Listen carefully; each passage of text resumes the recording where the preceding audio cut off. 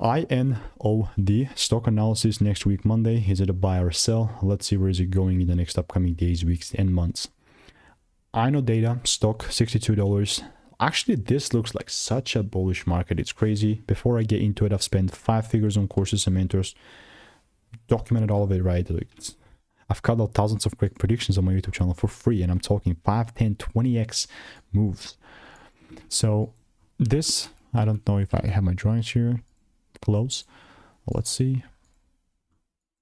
Yeah, previously you can see I was just looking to double down on this bullish market, and now it's still the same thing. All I'm looking to do is just buy even more.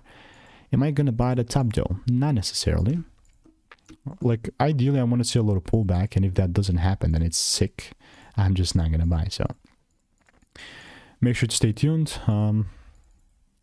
So if you want to make more money trading in a very simple yet lean way, you can just click the first link in the description. That's a free newsletter.